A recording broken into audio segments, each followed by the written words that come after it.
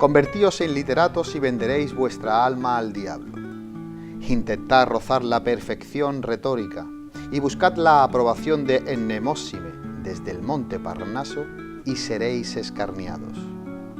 Emocionaos con vuestras composiciones y seguramente os emocionaréis solos.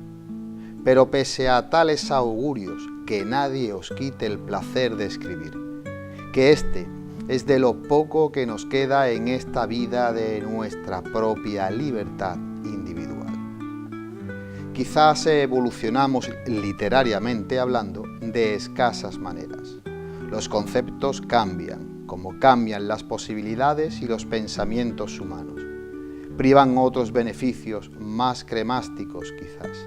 Y bueno, parece que a pocos le importa que pseudoescritores llenen centros comerciales sin haberse leído un jodido libro en su vida. Mientras otros se emocionarán solos. Me permito el gusto de transcribir un párrafo de don Francisco de Cañamaque, aquel de los oradores de 1869. De profundo calado intelectual cimentado en las glorias literarias de otro tiempo, donde, como ahora, parece que el mundo de las letras queda alejado de la sociedad productiva. En esta patria mía, tan atrasada, la literatura es vigilia del estómago. La miseria, el hambre, lo desconocido, la muerte, ser literato y todos los azotes de la pobreza serán con vosotros. Componer versos, muchos y buenos, tantos como Lope de Vega y tan buenos como los de Calderón. Os comerán, con su siniestra adversidad, los rigores de las musas. Escribid libros, muchos y buenos, tantos como Fernando y González, y buenos como lo de Valero. Os roerá la polilla, que se apoderará de ellos con los escaparates de las librerías. Ser literato es ser suicida, mucho bombo, muchos aplausos, muchas lisonjas, pero el estómago desfallecido, los zapatos rotos, el bolsillo escuálido, el casero entablando demanda de desahucio. Escribid para hacer la revolución de las masas, pero os aseguro que poco haréis por la olla, que ya lo dijo don Adelardo López de Ayala, una cosa es la poesía y otra cosa es el garbanzo. Muy buenas noches a todos, mi nombre y quien os habla, Rafael Montaño García, sean muy bienvenidos a Café de Levante. Y hoy en nuestro programa tocamos el mundo de la literatura, el mundo de la novela, el mundo de la escritura. Y para eso se encuentra con nosotros mi buen amigo Eulogio Galán Moreno. Eulogio, un placer tenerte nuevamente aquí con nosotros y encantado de que podamos hablar de tus últimos trabajos literarios. Muchas gracias por la invitación y yo encantado también, claro. Y a veces nos divertimos hablando de la literatura, aunque no son tiempos de divertirse, pero bueno. Eulogio, son ya muchos años, ¿no? Porque hablábamos antes fuera de cámara de que habías tenido una vida llena de emociones, ¿no? Habías tenido vida desde el seminario cuando joven, desde el mundo aventurero, el mundo de las letras. Dentro de ese mundo de las letras, ¿cómo recuerdas ese momento exacto donde tú decidiste, ¿no?, que la literatura era tu camino a seguir? Bueno, recuerdo perfectamente el momento, ¿no? Yo tenía 14 años cuando gané mi primer premio literario. Después continué finalista y tal.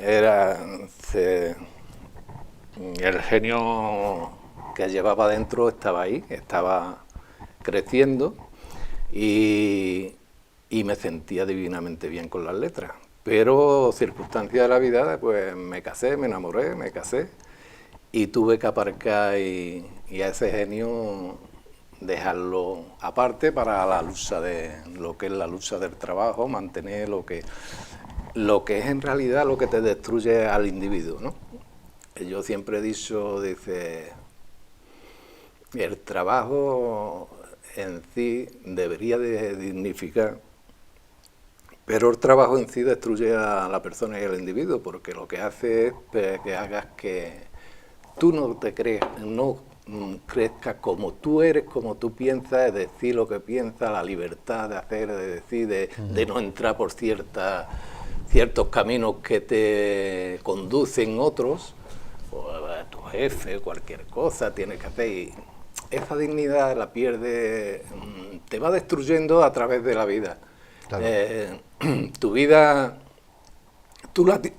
perdón, tú la tienes que encauzar una vez que tienes obligaciones con una familia, la tienes que encauzar hacia la familia. Olvídate de ti. Olvídate. Yo tuve una diferencia una vez con una persona y le digo, en mi casa le digo a mi hijo, tenía 14 años mi hijo, digo, le voy a partir la cara. Y me dice mi hijo, papá, tú no puedes hacer eso. Digo, ¿por qué? Dice, porque nosotros dependemos de ti. Yo eso lo tenía asumido, pero me lo inculcó más. Entonces tú, tu vida la desperdicia totalmente por el trabajo, porque claro, como está montada la sociedad y el mundo. Por supuesto. Tu jefe te dice, tienes que entrar por aquí, o tienes que decir por aquí, y tu alma la rompe, la descompone. Entonces, cuando me dediqué a sacar a mi familia adelante, ponerme una coraza, y viví la vida, pero sacrificando la mía. O sea, claro, no me puedo quejar que la vida, pero después cuando ya me jubilé, dejé lo que yo digo, las cadenas del trabajo. Bendita cadena, dirán algunos, lógico y normal, ¿no? Porque es lo que nos hace subsistir, que nuestros hijos. Pero dije, pegué un grito al cerrar la puerta del trabajo. Digo, Eulogio, ¿dónde estás? ¿Dónde te dejé? Espérame. Y me busqué. Ya no tenía, ya nadie dependía de mí, ya yo dependía de mi vida, mía era mía. Y digo, ahora voy a buscarme y a ver, y me busqué, ¿no? Y empecé con la literatura otra vez, me encerré, empecé con la literatura, escribí unos versos, escribí una tal, y cada vez que escribía más volvía a recuperarme, a encontrarme a mí mismo, y ya las letras eran músicas que me llegaban a mis oídos. Yo componía las letras, musa prosa, una prosa muy sonora, y yo mismo escribía y me divertía. Uh-huh. Escribí mi primer libro, que fue Andares, que fue cosa de mi infancia, un bello libro, ahora mirando tú para atrás, pero era un bello libro de mucha prosa, mucha sonido, mucha anécdota, mucha risa también, mucha jocosidad, y no creía que iba a tener la aceptación que tuvo, y la verdad es que tuvo mucha aceptación. Toda la gente, todas las que lo leían, se quedaban, y los halagos te traen un poco de, digamos, de sobrevida del escritor quizás, ¿no? Esos halagos me llevaron a escribir la segunda novela, la primera novela, que fue Ancamós, como ya presentaba. Una novela que tuvo un éxito tremendo, que tengo problemas con ella, con la editorial, y tuvo un éxito y todavía se sigue vendiendo muy bien, y todo el que la lee, pues, perfectamente. Eulogio, cuando, después de muchos años escribiendo, ¿no?, de proyectos literarios que han llegado a buen puerto, cuando tú miras atrás, ¿cómo ves la evolución tuya particular como escritor? Bueno, la evolución es de crecimiento. Ya las letras cada vez tienen menos secretos para ti, la fantasía tiene menos secretos para ti, los apartamentos de los escritos, novelas, picarescas, todo lo que tú lo llames, tiene menos secretos para ti. Lo que me lleva a mí a pensar que de no haber trabajado, tendría un 100 de horas escritas, Claro, está claro. clarísimo. Oye, Eulogio, tú has visto cambiar en todo este tiempo el mundo editorial, ¿no? Has visto cómo ha ido evolucionando. Yo te preguntaría desde tu punto de vista si es más fácil publicar antes que ahora, o ahora hay más posibilidades para cualquier escritor. Bueno, vayamos por partes. La literatura cambió mucho del manuscrito hasta 1450, que fue cuando la La imprenta. imprenta se pasó a talleres familiares, los libreros, y hasta ahí todo era bien. El librero pagaba, corría con los gastos de la impresión, o había un mecenas por medio, era fácil de editar, siempre que fuera un artista. Claro. Ten en cuenta que entonces, en aquellos tiempos, pues los analfabetos, la civilización había muchos analfabetos, ¿no? Había un 10% de personas que sabían leer. Eran totalmente diferentes. Después, en el siglo XIX, con la Revolución Industrial, llegó lo que fue las editoriales. Ya las editoriales empezó a ganar dinero, como es lógico. Hasta tal punto que han saturado el mercado de una manera infame. ¿Y de qué forma han saturado el mercado? Pues de una forma, digo, infame, porque ya la literatura antes se empleaba para el cambio social, para la reflexión profunda, el que leía un libro, pero hoy la literatura se emplea para el entretenimiento, para el político, para el narcisismo, para cualquier cosa, pero no se emplea para comunicar con una precisión profunda de las situaciones de las cosas, ¿no? Tú antes cogías un libro de cualquiera, del siglo de oro, de cualquiera, y te llenaba, tú hacías una reflexión profunda de lo que escribía, pero hoy no, hoy son los personajes los que se han montado el altar del sacrificio del buen escritor. Sí. Son los personajes públicos y las editoriales lo que han hecho. Buscan la publicidad, el dinero y ahogan al escritor. Hoy yo muchas veces digo, entro en librería y digo, es la casa de los sueños rotos, ¿no? De tus miles y miles de autores, miles y miles de libros, pero en lo que es el escaparate hay 4, 6 o 8 escritores de firma. Sí, consagrados, ¿no? De firma. Bueno, y como se ha montado la cosa, pues los premios literarios se le conceden a quien se le conceden.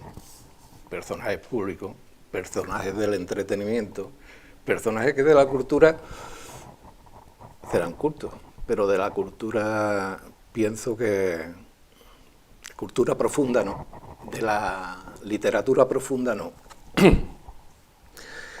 y le están haciendo un daño, y ahora no solamente eso, sino viene lo peor, que no hay escritores porque están perdidos en esa papelería. Yo muchas veces digo, puede haber en estos miles y miles de libros que hay ahí, que están boca abajo, que no se ven por ningún sitio, puede haber un verdadero escritor, pero sin embargo... Bueno, es la saturación que hablaba, esa saturación del mercado, claro. Digamos que la poca propaganda, ¿no?, que se le da, el poco meneo, se saca un libro, se queda en las estanterías y al día siguiente ya llega una pila de nuevos libros que ahoga, ¿no?, que tapa un poco a todo. Al final yo creo que estos trabajos se quedan muchas veces de consumo interno. Al final sí, es un libro que se consume en tu ciudad, que se consume en los aledaños, para familiares, para amigos, pero que cuesta mucho trabajo que llegue a otros circuitos. Es muy difícil, el boca a boca. Yo tengo la suerte de que lo que escribo, las ediciones, lo que son las que tengo mis lectores, y están deseando que salga un próximo libro mío, o sea que lo compran todo, tengo esa suerte. Pero que la saturación que hay en el mercado y saturados de estos libros son 3.000 y pico de editoriales que hay que tienen que vivir, 3.000 y pico, salen al año 100.000 libros. ¿Tú sabes lo que es el disparate? ¿Sí? Una locura.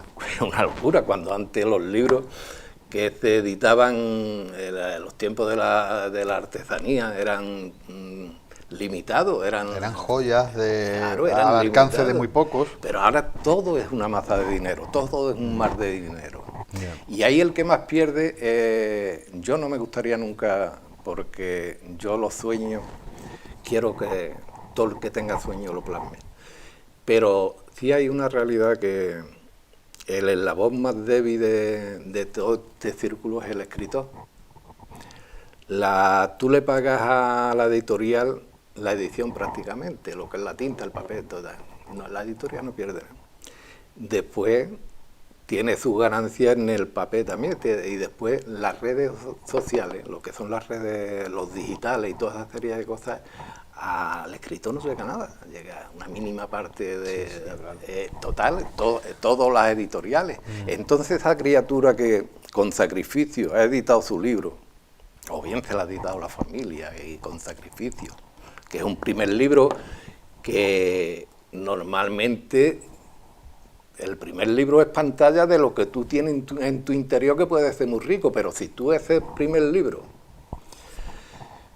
no lo sacas con facilidad, el desengaño te viene y el artista se queda enterrado dentro. Así tiene que haber miles y miles de criaturas. Sí. Oye, Eulogio, ¿tú eres un escritor ordenado a la hora de crear? Cuando tienes una idea en la cabeza, ¿eres una persona ordenada de mapa, de brújula, de tiralíneas? Es decir, esto es lo que tengo, estos son mis personajes y esto es el caudal, el camino que tienen que recorrer cada uno.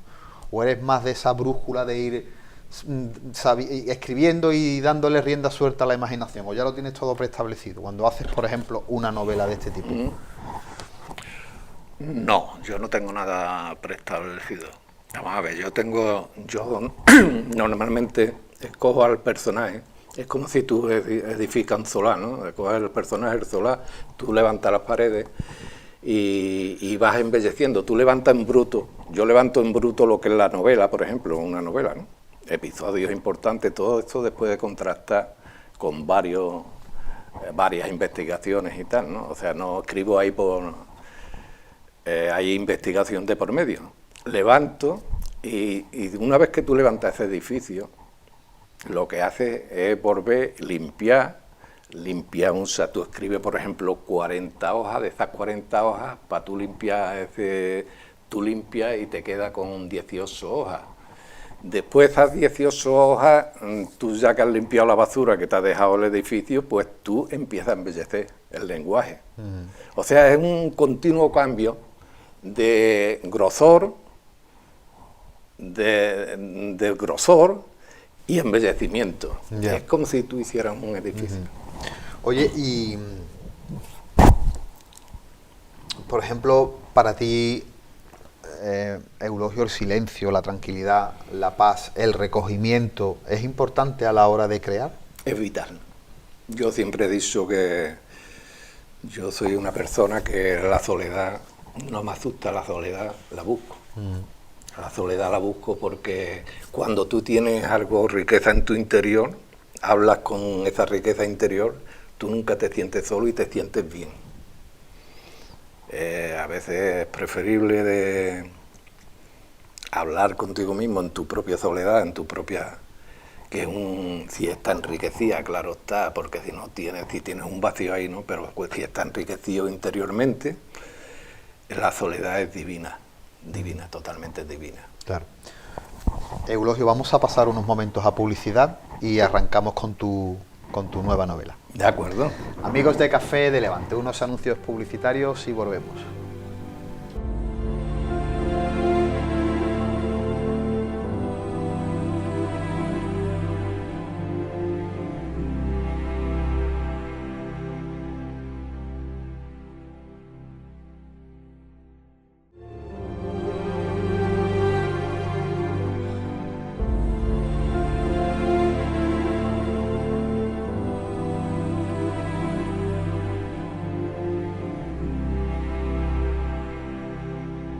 Amigos de Café de Levante, amigos de Costa Noroeste Televisión, hablamos de literatura y de novela con Eulogio Galán. Eulogio, tenemos encima de la mesa tu último libro publicado, aunque ya tiene algún...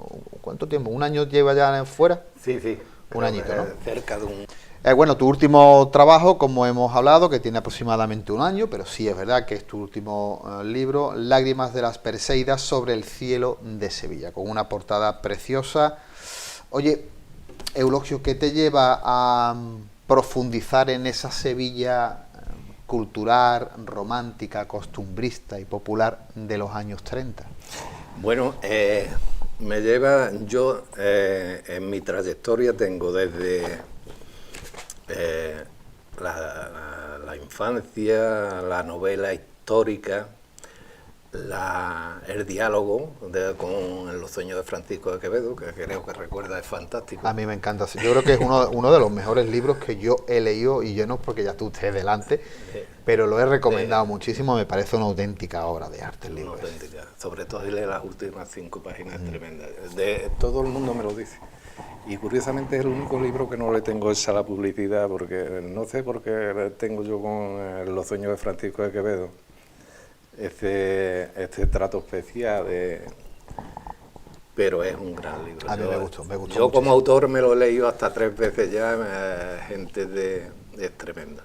Bueno, novela histórica, el drama, he tocado el drama, he tocado la picaresca con Catalina también, he tocado el diálogo con Quevedo, la leyenda, el cuento, y me quedaba romance. Entonces, alguien me contó una historia en el trabajo sobre, esos son hechos reales, en parte. Me contó la historia de una fuga de 2 enamorados, de un maestro escuela y de una burguesa. Y me encantó la historia. Y bueno, me faltaba la trayectoria romance. Y este es un libro de romance, aunque dramático, bueno, no quiero decir tampoco, pero es un libro de romance que me faltaba mi trayectoria. Ahora, una vez que he terminado el romance, lo tengo todo y queda el gran libro que me queda por ahí. Oye, tú has cultivado, como has dicho, muchos géneros, ¿no? En este caso la literatura, ¿no? Y en este caso te acercas al romance, te acercas a una historia de amor en la guerra civil. Hablamos de un militante obrerista, un revolucionario de aquellos tiempos, de la época, y alguien de la burguesía no sevillana, del barrio Santa Cruz. Del barrio de Santa Cruz. Donde Quevedo escribió. Oye, que tienen esos personajes que te ha cautivado, cómo has descrito su vida, su trayectoria, cómo has hecho esa envoltura a cada uno de ellos, cómo te has nutrido. Bueno, ahí el novelista idealiza lo que es el romance, ¿no? Idealiza a los protagonistas, hasta dónde llega el romance y las dificultades, cómo vencen tantos escollos a que se enfrentan, porque el libro es apasionante. Y volver yo siempre el novelista, cuando se trata de personajes que tienen más invención, que como por ejemplo las de Lezo, como que son más históricos, todo eso, pero estos personajes tienen más invención. Yo entonces entro dentro de lo que yo conocí como romanticismo, lo que sería un romanticismo idealista, toda esa serie de cosas, ¿no? Y me salió una gran obra porque el libro está muy conseguido. Oye, ¿buscas que el romance de estas dos personas, busca que ese amor nazca precisamente del caos y del choque de clases de la época? Claro. Lo que busco es que el amor está por encima de cualquier circunstancia. Cuando en la época, la focosidad juvenil, cuando ese horizonte de Sevilla con su Parque María Luisa, con Murillo y Santa Cruz, el barrio de Santa Cruz, pues ya tenía la base de que la historia va a salir del barrio de Santa Cruz. la época difícil, el drama de la guerra civil y cómo sobreviven no solamente a la guerra civil, sino a la Segunda Guerra Mundial en Francia, porque lograron, huyendo, esquivaron las persecuciones, llegaron a Francia y en Francia lograron sobrevivir también a la Segunda Guerra Mundial. Entonces, yo creo que es una historia fantástica. Eulogio, digamos que Estrella, ¿no? la protagonista Estrella. de la novela, está representada digamos que viene de esos viejos linajes, ¿no? Sus familiares, sus apellidos son de esos viejos linajes de la alta burguesía sevillana, ¿no? Y judía. Y judía. ¿Tú piensas que ella representa esa generación de la mujer que quiso romper las cadenas establecidas por la sociedad? No, porque ella estaba en un nido de algodones, estaba en una familia muy burguesa y muy... no. Eso lo rompen las mujeres de menos poder económico, que están más, se rebelan más contra la esclavitud. Pero difícilmente una mujer en estas circunstancias pueda romper ese vínculo pero sin embargo la novela lo rompe, Estrella lo rompe, el poder del amor con Miguel es más fuerte que su vínculo económico, es más fuerte que los propios padres. Claro, y que lo que pueda pensar la sociedad. Exacto, lo que podía pensar. De eso hay escenas que la persiguen, le hacen la vida imposible, pero tiene una vida increíblemente, como liberó a Miguel de la cárcel de la Ranilla de Sevilla, cuando morían tantas criaturas en la Ranilla, como liberó a Miguel. Ya estoy contando demasiado.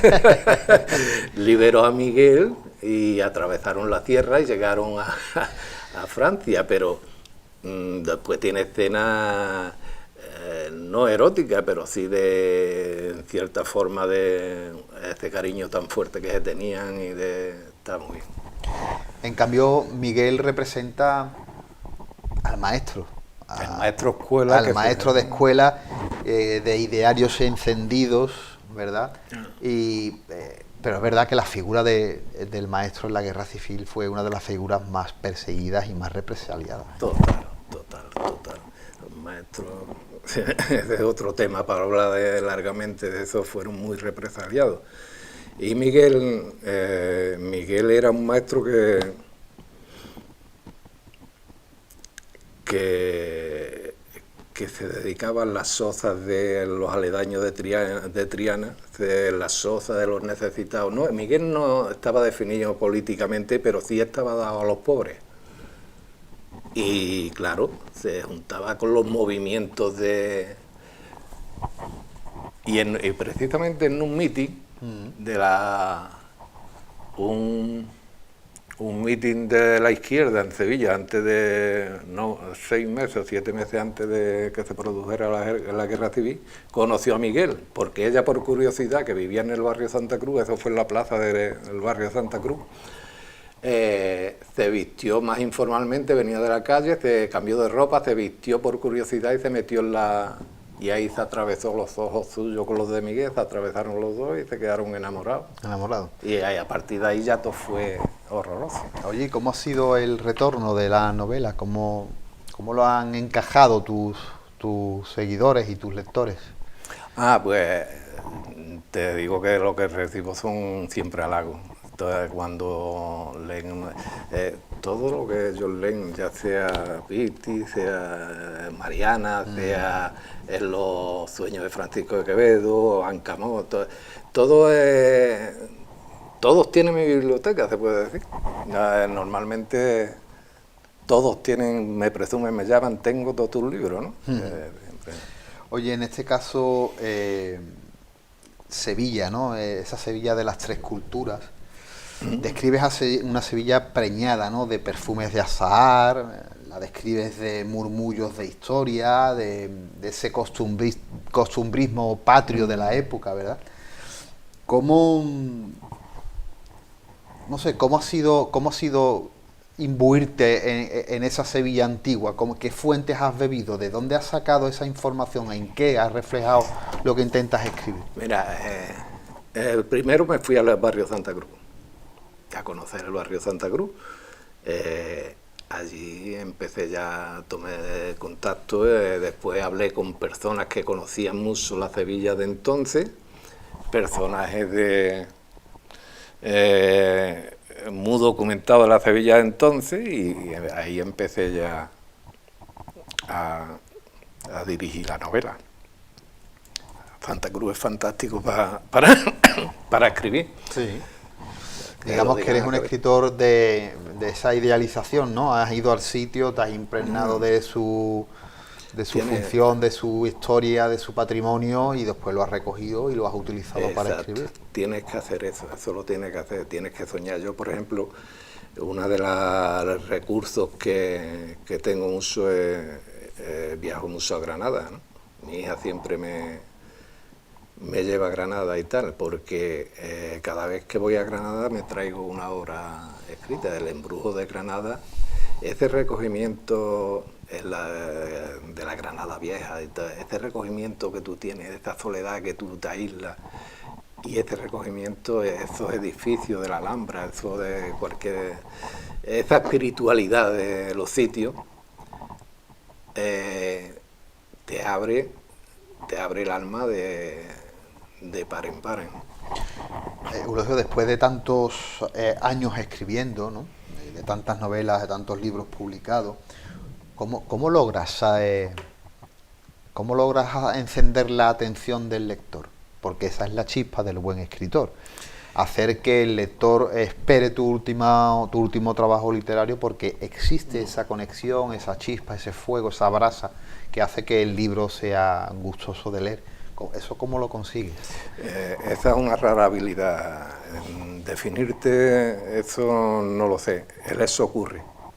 Es una rara habilidad que conecto con los lectores, quizás que haga una lectura fácil, una lectura entretenida, de musicalidad, de el lenguaje, atrae al lector. Entonces se engancha al lector y difícilmente suelte uno de mis libros sin engancha. Simplemente, ahora, definir el por qué engancha tanto, pues no lo sé. Lo cierto es que es lo que te digo, todo el que compra mi libro prácticamente tiene la biblioteca de mis libros. ¿Y tú dónde te sientes más cómodo? ¿En la piel de la idealista estrella o en las manos callosas del maestro? Hombre, John Miguel. Aunque también el idealismo por parte de los dos, pero sí que es de los dos, en parte de los dos, de Estrella y de Miguel. Oye, escribir en una novela política, escribir de la guerra civil, se convierte en pleno siglo XXI, aunque no lo debería de ser, en un acto de valentía o en un acto de locura.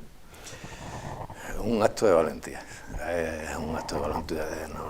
El escritor, yo por lo menos, tiene que ser humanista con la sociedad. Muchas veces tú piensas que como mejor se vive es de espalda a la sociedad. Pero si le das la espalda a la sociedad, como le estás dando de espalda a tu propia moralidad, ¿no? A tu propia conciencia. Entonces hay temas que hay que cogerlos, como dicen algunos, por los cuernos, ¿no? El tema y el tema de, siempre he dicho, entrando, no me gusta entrar en política porque soy humanista, pero la historia se tiene que saber. La historia se tiene que saber. La memoria histórica, aparte de la historia, enseñarla en los colegios, que es lastimoso, que ya te dije que tengo una placa en Jerez, en el Parque de Retiro, que pusieron con la leyenda de uno de mis libros, ¿no? Mi nieta mayor se hizo una foto con 12 años, perdón, que tiene, y me dice: abuelo, en España había guerra, las escuelas no se dan la historia tiene que ser la asignatura troncal de las escuelas españolas. ¿Por qué? Porque la historia te avisa de lo que pasó y de lo que hay. Es triste que la historia la hayan aparcado como la han aparcado. Otra de las pifias de los políticos. Pero la historia yo tenía que... Hay una historia ahí, había una necesidad en mi alma de contar una historia. Y ahora toco el tema este también y eso, porque es necesario que la gente sepa qué es lo que ocurrió. Es necesario que la gente no sea tan idiota, como digo en Francisco de Quevedo, se está cumpliendo todo lo que cuento, ¿no?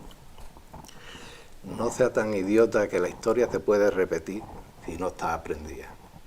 Es muy fácil, los tiempos que están corriendo, los aires que se están respirando, son muy parecidos a los inicios de la guerra civil. Ya hay gente que la gente no toma conciencia. A veces digo yo, Dios mío, ¿hasta dónde llega la maldad humana con el tema de por qué ni los socialistas, ni la derecha, ni nadie? Te estoy diciendo porque no se arregló hacer descansar los huesos de todos los que murieron en sitios que deberían estar reposando y no como animales por ahí. Porque España es el segundo país después de eso donde hay más... De Vietnam. No, Vietnam no es... sí, de aquella zona. El segundo país donde hay más gente enterrada, muertos en las cunetas y todo eso. Pero ¿qué sentido tiene ni para los cristianos, ni para los políticos de izquierda, ni incluso para los de derecha, que eso se mantenga ahí? Porque eso en una segunda legislatura no se llevó a cabo con el acuerdo de todos, incluso de la Iglesia. ¿Qué sentido tiene eso? ¿Es abrir heridas? No, no es abrir heridas. Vamos a cerrar una etapa y vamos a aprender de esa etapa. Claro. No es abrir una herida. ¿Quién dice, el tonto que dice abrir una herida? Esas personas, hay muchos inocentes y seres humanos que cayeron de la forma que cayeron. Ahí está García Lorca sin aparecer. Pero estáis locos. Estáis locos el que dice, el que le pone pega, al que no le pone una cantidad necesaria para acabar con ese problema y que la democracia se apoye en un terreno libre de cadáveres. Que podamos crear una democracia que el suelo está limpio. Vamos a levantar una democracia limpia también. Claro. Eulogio, en estos tiempos, en este siglo XXI, ¿no?, que vivimos tan rápido, ¿no?, tan convulso, tan cambiante, se dice que la novela, aunque se publican muchos libros, como nos has comentado al principio del programa, donde hay muchas editoriales y se publican muchos libros, pero siempre se habla de que esa novela está en crisis, ¿no? Está en crisis por culpa de las pantallas. ¿Tú lo piensas? ¿Por culpa de? Las pantallas, del móvil, del mundo digital. Bueno, te digo una cosa más. Seguramente quizás que siga hablando con Quevedo los sueños de Francisco Quevedo lo despierte otra vez. La literatura agoniza y morirá muy pronto, ¿eh? Morirá muy pronto porque detrás viene un autor sin alma. ¿Sabes tú quién es ese autor sin alma? La inteligencia artificial.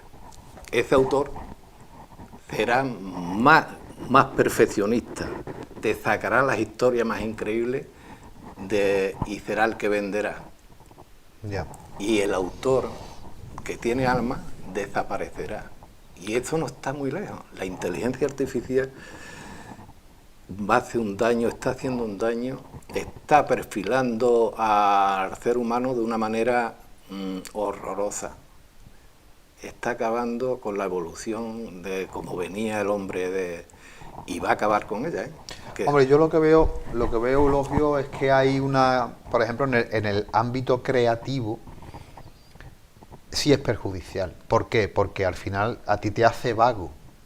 Claro. Te hace vago, porque hay escritores de la vieja escuela que han mamado de los clásicos nacionales, que han mamado de los clásicos españoles, de los grandes literatos de otro tiempo, que han comido mucha literatura, mucha poesía, para poder perfilar su pluma, para poder escribir bonito, para embellecer las palabras, para tener una retórica, para tener, digamos que juego no literario.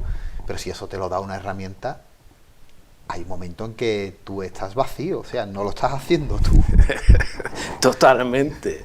Y estamos en manos de una oligarquía de los medios de comunicación, de 3 o 4, que está vaciando de contenido la profundidad literaria y la profundidad del ser humano. Por eso digo que este autor sin alma no tardará mucho en acabar con los pocos escritores que hay. Eulogio, ¿cuál ha sido el cumplido más extraño que has recibido sobre algún libro tuyo? El más extraño. Pues esto me coge a mí de sorpresa. De asombro, pero extraño, negativo, ¿no? De asombro, sí, de asombro, tú sabes, los andaluces sobre todo, sí, hay mucho, pero... Cuando un escritor que ya tiene un elenco de libros en el mercado, que tiene unos seguidores que están esperando, como tú has dicho, que tú saques un libro, porque hay gente que está esperándolo. Ahí hay dos vertientes. Tú ya como veterano en el mundo de las letras, ¿te sientes más libre porque eres veterano o te sientes más encorsetado porque tienes que agradar al que está esperando tu libro y no quieres fallarle? No, nunca he pensado en eso. Yo es porque yo vivo mi literatura y si la crítica hubiese sido a lo mejor negativa, seguiría a lo mejor viviendo mi literatura, tratando de superarme.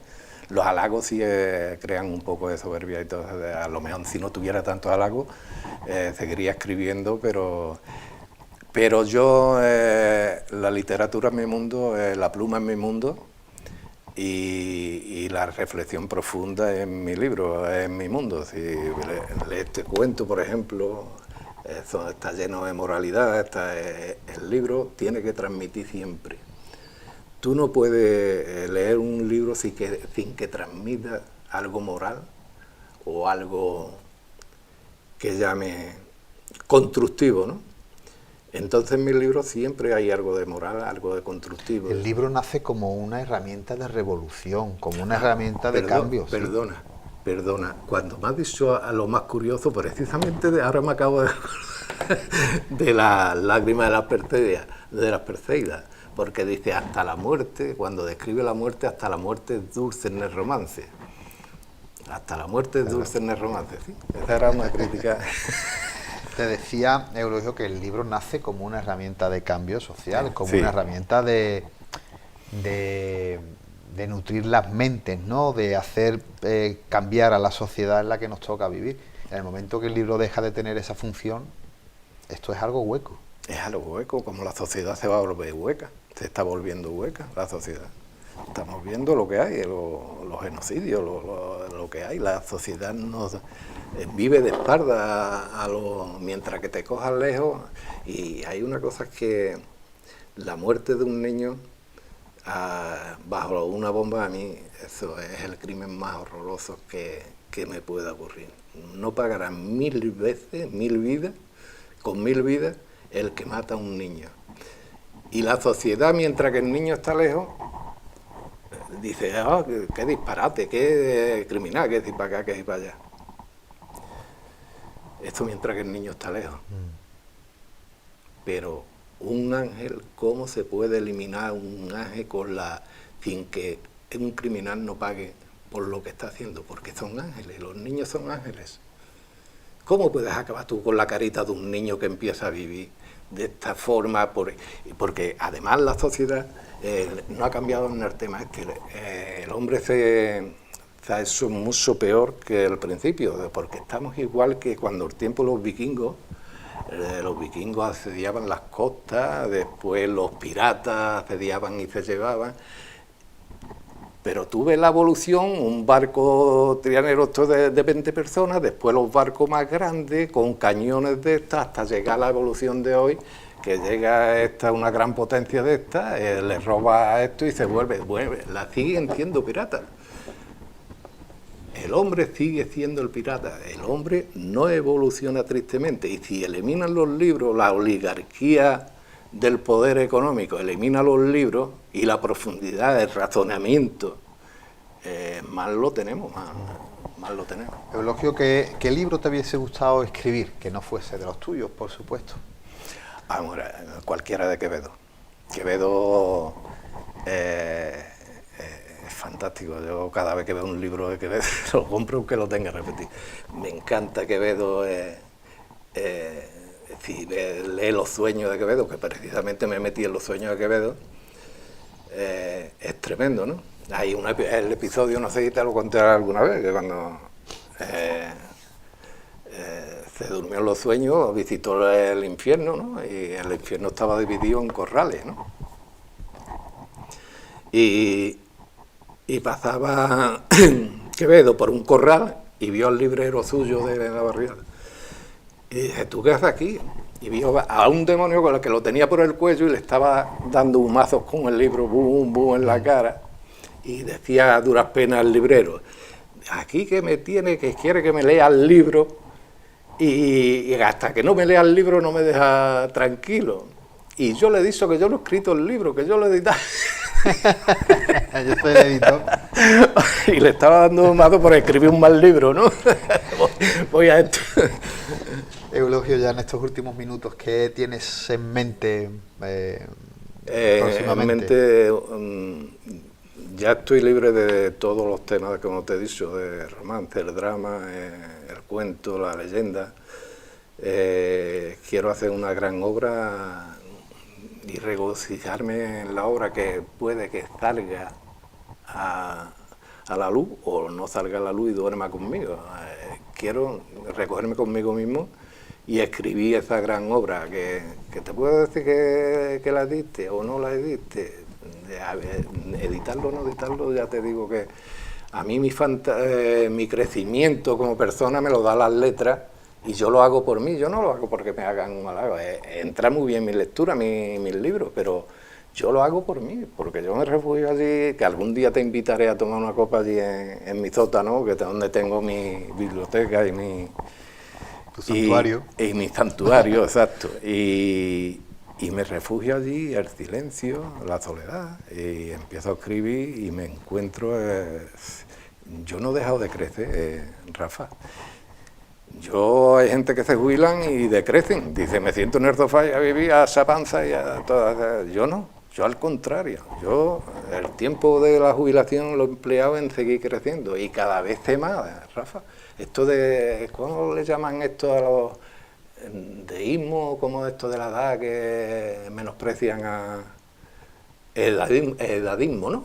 Sí. No sé por qué, a mí eso no me ofende, porque yo sé y soy mucho más sabio que el tonto que piensa de que las personas mayores no tenemos un nivel, siempre que lo hayamos trabajado, muy por encima de ellos. No por nada, sino porque hemos vivido más, y si también ha reflexionado más y aprendido más, pues hay una sabiduría ahí, que edadismo, ¿de qué me vas a ofender tú con edadismo? Claro. Además, el que ofende es bastante idiota, porque que no se olvide de que él va a llegar también. Va a llegar. O sea, que por ahí vamos a pasar todo. Pero seguro que no llega como yo. No. Porque yo, cuando me llegue la muerte, me va a coger con los pies, con los zapatos puestos. Dice que la muerte te va a coger escribiendo o bailando. Eulogio, ha sido un placer tenerte nuevamente con nosotros aquí, como siempre. El placer ha sido mío. Sabes que me siento con una comodidad tremenda aquí contigo, y además me hace hablar, me hace soltar y hablar cosas que yo no... Pero vamos, como ya te digo, no, políticamente no soy correcto porque la daga pues digo lo que siento. Por supuesto estaría bueno y tampoco me quiero morir siendo un cobarde. Hombre, a ver, que primero que no se ha escrito nunca nada de los cobardes, ¿eh? Y segundo que si en esta época de nuestra vida, ¿no?, y con estos años ya no somos capaces de decir lo que pensamos, señor, apaga y vámonos. Exacto.